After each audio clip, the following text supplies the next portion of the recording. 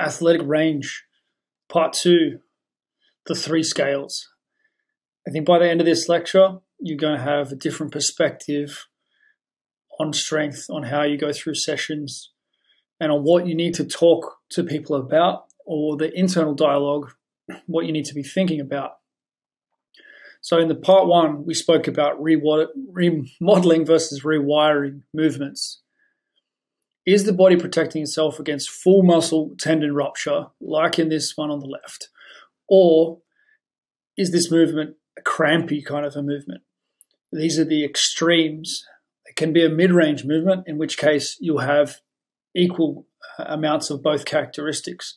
The movement on the left is extremely anabolic. As we become more comfortable with it, we will use heavier weight and lower reps, and we will use these kind of movements with heavier loads less frequently, like once or twice a week, because there's going to be a significant amount of inflammation caused and rewiring that comes, remodeling of the tissues that comes because you're already putting the tissue, the connective tissue, under load, and then you're adding muscle tension on top of that. So they're extremely high tension movements. Where in the movement on the right, it's the mind-muscle connection. It's neurological. They're good for regenerating the muscles. Now, at a certain load, if you just keep increasing the load, obviously there will be a point where the tendons are working hard. If the tendons are damaged and you're using a lot of weight, then of course, you can flare up tendons with these sorts of movements as well. But the holy grail of strength and the way to improve someone's strength fastest is to improve the full range of the strength curve. This is the Charles Poliquin's secret sauce. And the ATG difference is to take that a step further and take the range to things like these lying bicep curls, and taking it to the extreme. And with this curl, we could even have him push the bar behind his head. So we're getting a bit more shoulder flexion as well.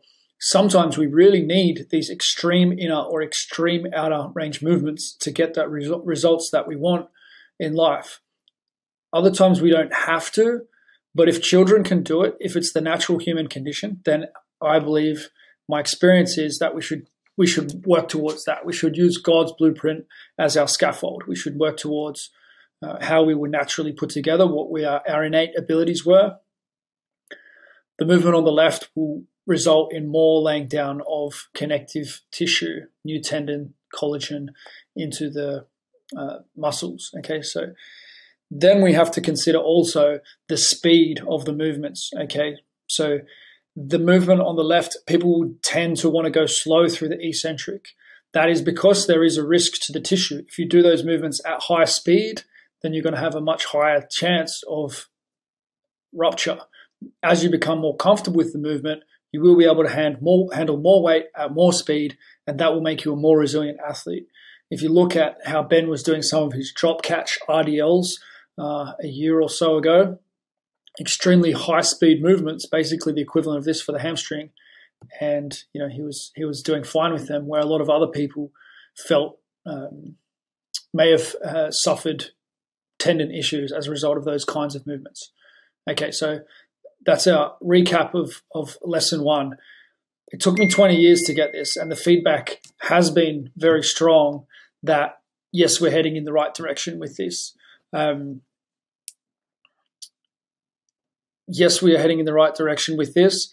And yeah, like it's a new way of looking at strength training, and it works, right? So we've all been kind of beating around the bush, like don't feel bad that you didn't kind of come up with this. It's like 20 years, and looking at Ben's program and looking at a lot of other things has helped me to arrive to this point, different bodybuilders, etc.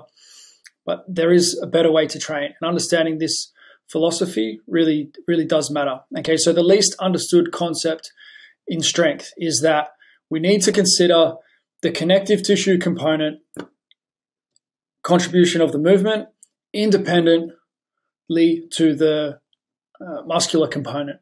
Okay, so we want to evaluate to what degree is this contributing, to what degree is that contributing. All right, so the hand cranking the wire here is the nervous system. Okay, so we can train that ability to crank the wire. The wire is the connective tissue, the crank is the muscle, right? On the left, the guy is the nervous system or the muscle, and that stick is getting the job done. That stick is the tendon transferring the force into the bone, okay? So we need to look at, is the stick going to break or is the man going to break? Is the man the problem or is the stick the problem? And there's a third factor, which maybe some of you can guess right now. There's a third factor that we need to be considering when we're doing a movement. So is the reason why we're struggling, if you're watching the Mark Bell podcast or you're watching some of the content that's coming out on the other side of that, right? Is he struggling because the man isn't strong enough, or is he struggling because the bar, the bar is giving him feedback of, hey, don't go further with this, or it simply can't handle anymore. So if we look at this elastic band, this connective tissue component, and say, oh, okay, how much is the elastic band, how much is the connective tissue component contributing to this exercise versus the hand cranking the pulley. All right.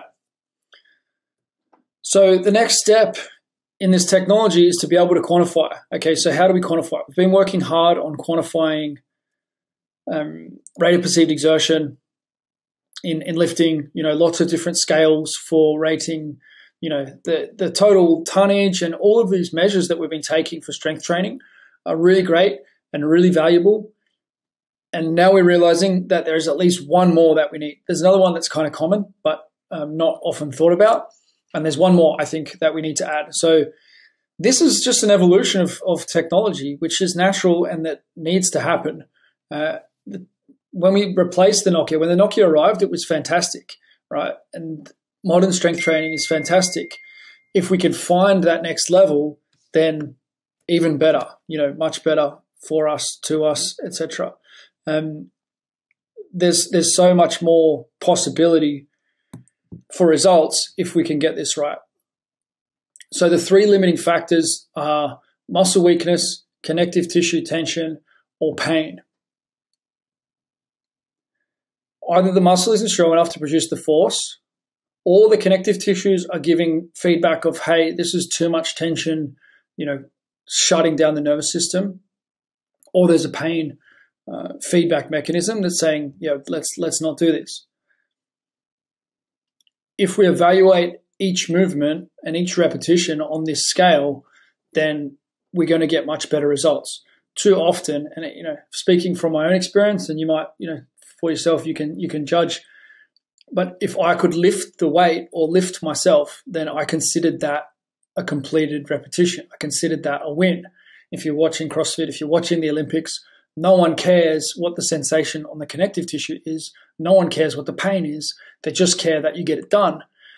But in the long term of training, what really matters is, are you going to keep coming back and getting these sessions done? And so if we can identify, okay, we just need to be stronger, or okay, we just need a bit more connective tissue ability to deal with this, length, for want of a better word, or is there pain going on here that's inhibiting? So if we evaluate these three criteria rather than just saying, are we strong enough to do it, then we will actually get a lot better results a lot faster.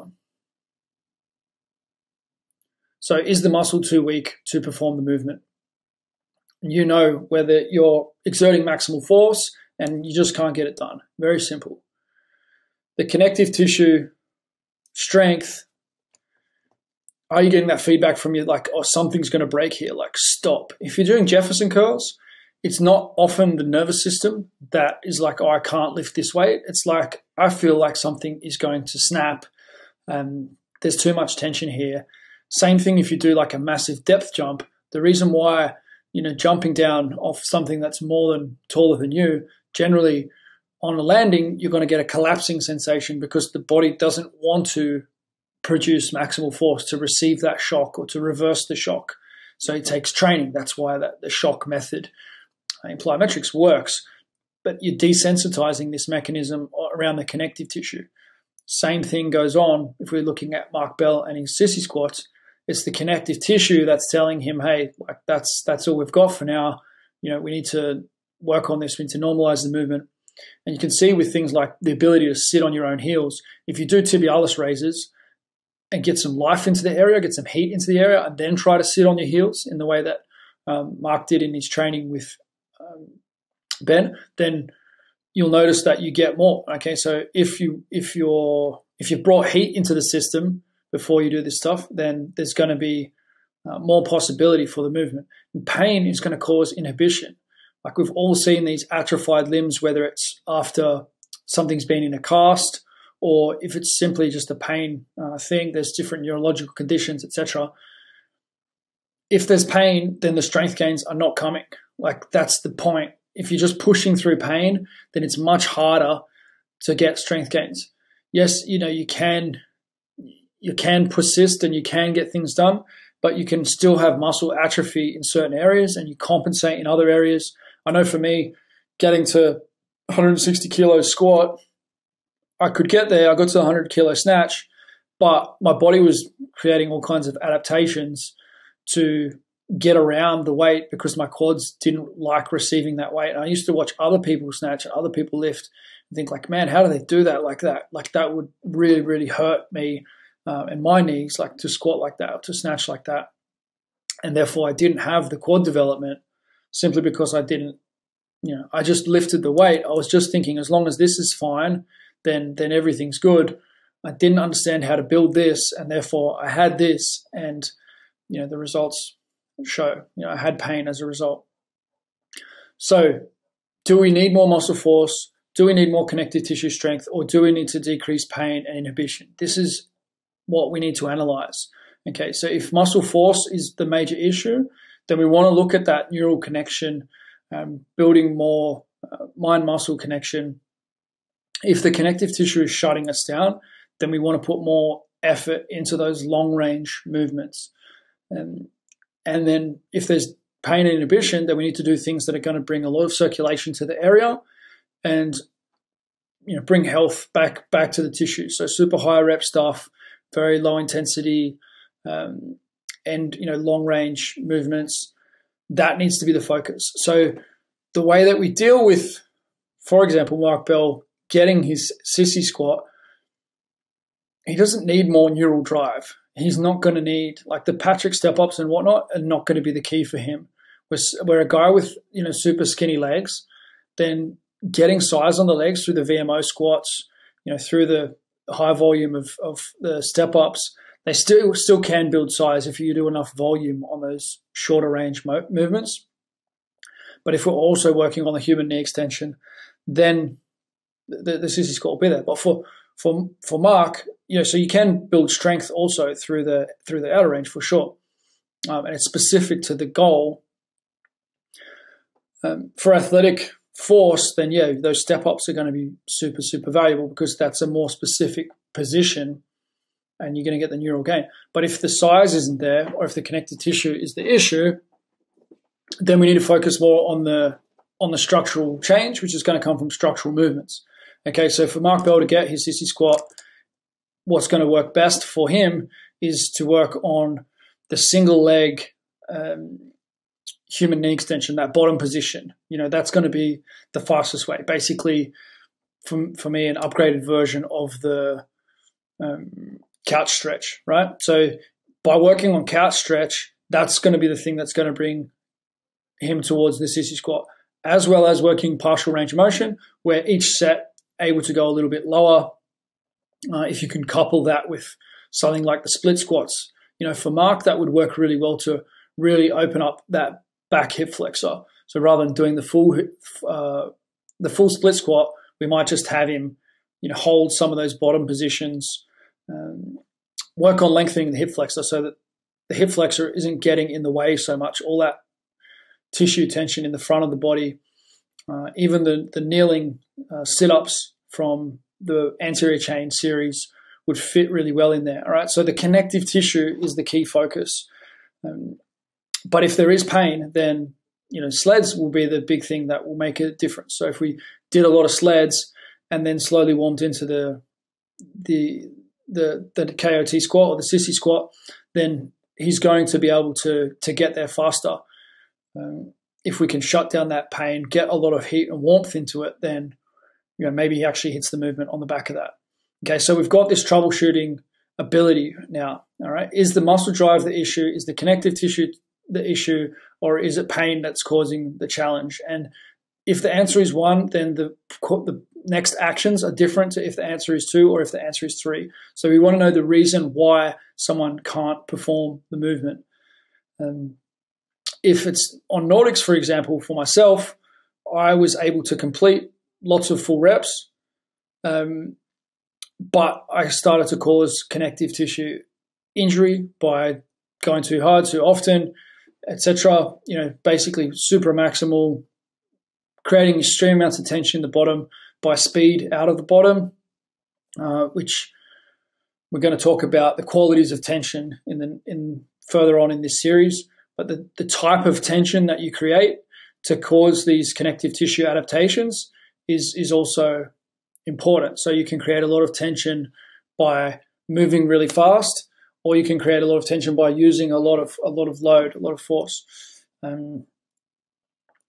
So if you're hitting out of the bottom of those Nordics, then it becomes a very connective tissue dominant exercise, and that can cause issues, which caused pain. And then the most important exercise for my Nordic was to be doing banded hamstring curls and the inner range hamstring work to bring life back into the area that was injured, insulted, right? So that was what was going to work best for my Nordic at that time. So based on the challenge that you're facing depends on what the best next course of action is. All right. So let the limits drive the program. Let limits drive the program means wherever the limit is, that's what determines the next step. Okay. So this is your dexterity to be able to use the tools appropriately in the environment that you're in. Okay. So what makes this impossible for most athletes? Well, it depends. It can be the strain. There's just not enough ability to produce force in that outer range position. Literally, I just can't produce any force there. A lot of people feel like that on the human knee extension, where it's it doesn't hurt, I just can't produce the force in this stretched position. Another reason, the reason why a lot of people can't get into this position is there's just too much connective tissue tension. And so it's going to take a lot of load or a lot of time or both to change the connective tissue. The other reason could be, it starts to hurt on the way down. All right. So the pain can be, when we're talking about pain, so now we're going to go into these 3 scales of how we actually rate these things so we can make it more useful, more practical, right? How are we going to use this in practice? We get this idea of it's either muscular, it's connective tissue, or it's pain. That's limiting things. With the pain, it's generally localized and it's unilateral. There may be swelling or redness after. We're not going to train or treat pain. That's not our thing. But we need to be aware of it so that we can do other things, right? So it's important if you're doing a movement with someone and it's they can't do it, then you can say, well, on a scale of 1 to 5, how much pain are you feeling there? Between significant, it's painful, significant pain, slight pain, positive feeling of tension, or no pain. So if you can kind of get this rating from people of I think if I did a lot of if I keep going with this, it's probably going to get sore, then it's going to be around that 2 or 3 sort of scale. It's quite intuitive of if 1's no pain and 5's painful, where are you at? That is better feedback to get when someone's doing their Jefferson curls or their sissy squats, because you don't know if you don't ask, why. What's the limit on the movement? Same with muscle. Okay, so is this an all-out effort? Is it challenging? Is it in the sweet spot? Is it insignificant or is it negligible? The question of can you train every day? Well, it depends. Of course, 1 and 2, you can train every day. 3, you can train every day. Most days. 4 and 5, you can't train every day, or it's very, very difficult, taxing, high risk. Very few people will survive it. You might need supplements, etc., to get through it, right? So on this muscle scale, how hard are we working here? So sometimes people could be doing their Jeffersons, or they could be doing their lying bicep curls, and they're all sorts of strain on their face, and you say how heavy is this for you? And they might say, well, 2 or 3, because it might be that all the pain is coming from tension because it's bilateral. They know it's connective tissue. It's not like one specific spot on one side, and they say it's just a lot of tension. It's maximal in terms of tension, even with a moderate load, right? So this is a new way to look at judging the training effect and what we're actually doing. And it is very different for different people in the same movement. Is it the connective tissue that's holding you back? Is it the muscles that are holding you back, or are you experiencing pain, right? So if we generalize this scale, it's stuff that's going to give a high no impact through to extreme training effect, maximal training effect. Now, yes, doing stuff that calls on all the body's reserves will, I've got a typing error in there, apologies for that, but that will cause issues if you go for maximal all the time. We want to be doing most of our training around this like 3 and 4, and the ability to be patient with that and to not hit these 5s all the time is what's going to make the difference. If you're going to 5s, then you need to be really, really, really smart about it. And the same goes with, if you're experiencing pain, like we're aiming for 0, we're aiming for no pain, or the 1 in terms of this scale. But if you're getting this score off people, then you're going to have more dexterity about what to do next. If it's 1 or 2, it's very different to if it's a 4 or a 5. So can you train every day? Like, this is kind of a question that goes around all the time. It just depends on how much insult is happening. If you see Ben jumping off these ladders and doing his sissy squats and whatnot, doing these things, there's some of these movements that you can probably do every day. There comes a point where it's just not that much work for his connective tissues. It's not that much work for the CNS. There's no pain. So therefore, you can do it every day. Like, people do parkour every day, like maximal depth jumps, etc. And people will get to the point where they're doing it every day. It's because for their connective tissues, it's only a 2 or a 3. Whereas for most people's connective tissues, it will be a 5 or a 6. Like, they're literally going to break, straight away. And if you try to do it multiple days, like, it's not going to happen. You get extreme soreness. So it depends on the preparation of the body. So I think that is also a really important concept for us to understand, of like, yeah, you can do sissy squats every day as long as they're really easy for you. Like, if they don't take much strength and the connective tissues are not under significant strain with it, then go for it, right? That's the thing to understand with expanding athletic range, is it's relative to you and how much effort it requires from you, how much tension you are creating. All right. So now we have a better framework to look at what's going on and why we can do these movements or why we can't. So we've discussed what we do training Mark Bell. My goal is, if you are the one to train Joe Rogan, if you are the one to train Mark Bell, if they send their friends to you, I want you to get it right. Now, following the protocols is going to work. But if you don't understand why you're doing what you're doing, then chances are, in my experience with coaches, like, you're going to veer off in all sorts of different directions. So my goal is to equip you maximally. So if you're working with LeBron James and there's a troubleshoot, you don't just go like, oh, he didn't teach me how to do that and I don't know what to do next.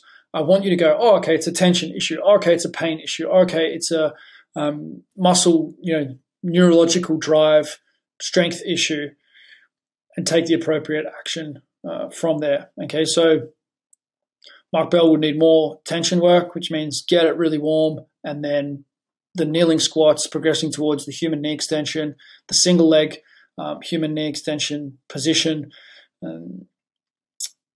will be really, really valuable to work towards with Mark Bell. So going unilateral to increase the force in things like the kneeling squats as and when he's ready to do that. Is it pain or is it tension?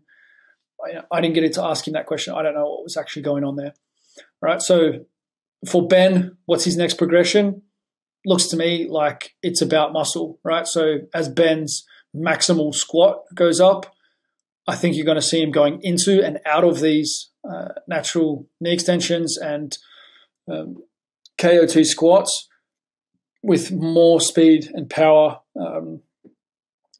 progressing towards single leg feats and whatever. Like, it's already obviously at an extremely high level. What he's doing is already throwing down massive dunks, but the area for him to improve would be that. To put myself under the spotlight a little bit more, human knee extensions, VMO squats, partial repetitions. Like, I kind of need it all to have better sissy squats. I need to take some tension out of the front, probably adding in the ATG pause stuff as well. Take some tension out of the front and get stronger legs, and then just practice the movement would be how I'm going to get better at these. All right. So the protocols definitely work. I'm not questioning or challenging, your use of these, and I want you to understand every movement, exactly why it's there, and exactly which direction to adjust it based on what is going on. Do you need more load, less load, more range of motion, less range of motion, etc.? Where should the emphasis be? That's my goal with this, is to give you ultimate dexterity so you can get amazing results with yourself and with everyone who crosses your path. I do believe that ATG coaches are going to change the way the world trains, whether we like it or not. Ben is dragging us along for this journey. Our job is to show up with deep knowledge of what we do, to really know our craft, to be able to speak to the physio or the team doctor, or the physical therapist, and to be able to explain what we're actually doing, where the scale is, where the next direction needs to go. I don't know of people speaking about things with this terminology, but I do think that this terminology is the future of strength training. So athletic range, it just has to happen. Coaches need to understand this, and athletes are calling for it. Athletes are asking for their coaches to know this stuff and to understand it. So apply the 3 scales to your own training, your awareness of what's going on inside your own body, and in coaching others. And I believe that we will achieve this objective of improving human ability on a massive scale. So I hope you enjoyed that today. I'm really looking forward to your feedback.